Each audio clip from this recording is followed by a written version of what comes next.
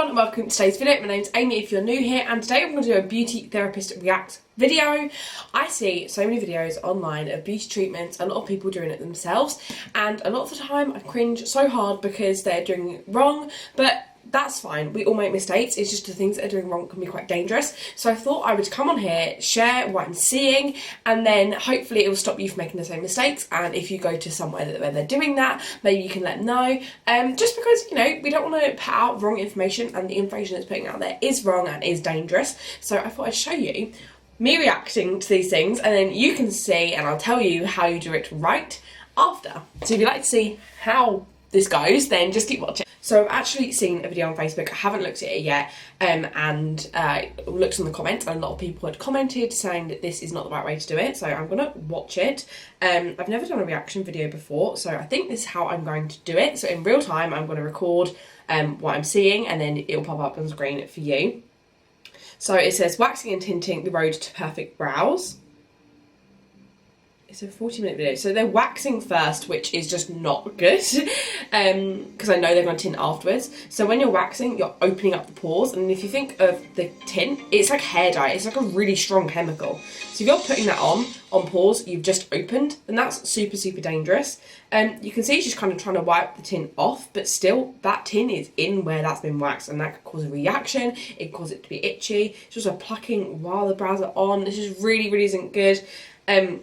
The tint is on there, should be done before, so always tint the brows before and then wax. This just stops anything from getting in. The skin is not open. When you tint, then the tint can go directly on the hairs. That's all it's bothering with. And then after the tint is all off, the chemicals are off, there's nothing on the skin that can get in. That's when you wax the eyebrow and then put your after wax on afterwards. Unfortunately, once you've done this, there is no going back and tinting. You can't go back and tint after you've waxed. There's no going back. You can't go back and add more tint. It's just not good. It's not good for the face, and it can cause a reaction. It can cause burning. It can cause tingling.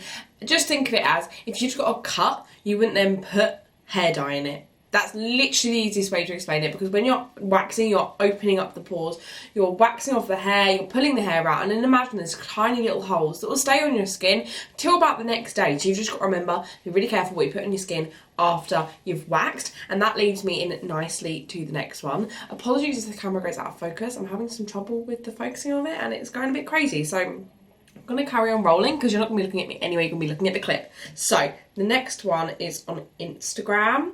I find quite a few on Instagram are quite misleading and not the best to look for. If you're looking for a tutorial on these things, YouTube them, make sure it's gone from a good course or something like that. Make sure it's gone from a reputable brand. Just check out the things before you read them. So I've actually saved a couple so I can show you guys. So I'm going to watch the next one now.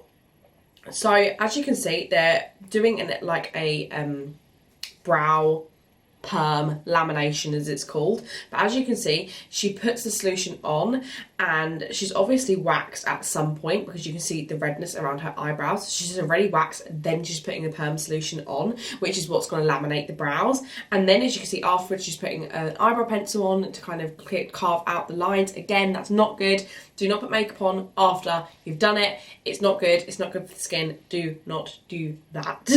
So we're going to go on to the next video, another one I've saved on Instagram. Right, so I'm going to click on it now. So as you can see, she's putting on the solution that she's doing, I assume, again, laminating the brows. And as you can see, while that solution's on, she's plucking the brows. So again, she's already opened up the pores on the eyebrows. This is super not good. And then as you can see, she's putting tint on top of that, another round of chemicals. As you can see, there's a recurring theme here. If you're ever putting chemicals on the skin, that's fine, as long as you do it before you open up the pores, because once you open up them pores, that's it.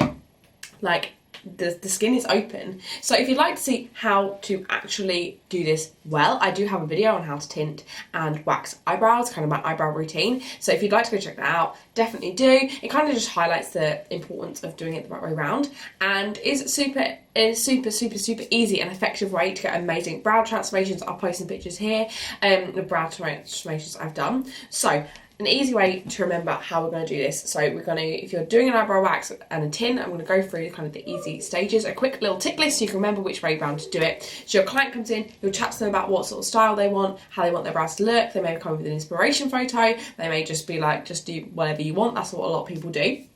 So you're going to first want to mix up your tint. So to do that, you're going to get your tint, you're going to get your hydrogen peroxide, you're going to mix that together, and then you've got that all ready to go. You're then going to apply that onto the client's eyebrows, and to be fair, tint takes super quickly. So by the time you've done one eyebrow, the other eyebrows are probably, once you've done both eyebrows, the first eyebrow is ready to come off. That's normally a rule of thumb. Obviously, it depends if people want their eyebrows darker, lighter, you will adjust that for them. But as a rule of thumb, that's kind of how it goes. So once you've taken off the tint, you wipe that off with a cotton pad. I use damp cotton pads, it's up to you what you use. Once you've wiped that off, then you can wax, then you can pluck. However you're removing the hair, if you're threading, anything like that, you do that then afterwards. So then you do the hair removal, you've got no chemicals on the skin is completely kind of clear, and then that's it. After that, you're going to put your after wax on, or whatever after wax you choose to use. And a big thing is then do not cover up with makeup. You're going to look red afterwards. Your client should expect that when they book in. Make sure you can say to them sort of, after your waxing appointment, you may look a little bit red. You're not allowed to wear makeup for 24 hours. Say this to your client upon booking. So when they get here, they're not going to say, oh, I'm red and I've got an event out tonight. They'll know already. So make sure you just highlight that upon booking. And do not put on concealer after you've done it, just to conceal the redness. The redness is going to be there. That's your skin's reaction. It's been irritated. That's meant to be there. Do not then put chemicals on, because then that can make it super worse. Like if you think, again, it's opening up pores, put chemicals in. So afterwards, your client's going to look a bit red. There is after wax solutions that have a slight tint. I know that because we used to have one in the spa I used to work at, and I'm sure that is something that's readily available, but do not just put concealer on. Make sure it's allowed to go on afterwards. I'll show you the after wax I use, which is super nice and hydrating afterwards and just really soothes the skin. It is just the Wax Master After Wax Lotion, and I really like this and find that it's really soothing, and my clients are always like, oh, this feels so nice. I actually got this when I brought a wax pot. It all came together, so this is a good one to have. But just remember, that is the order. So you want to tint, wax, after wax. That is all you're doing. Do not do anything else.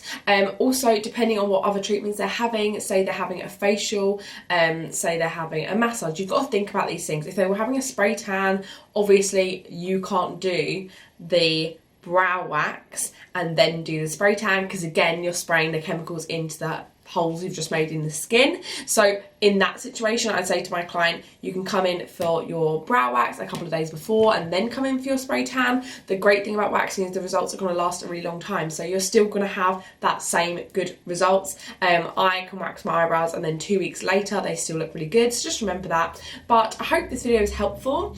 I hope that it actually went okay. I don't know how the editing's gone, and in fact how I think I might have broke my camera and may have dropped it while filming, so I think that's not good.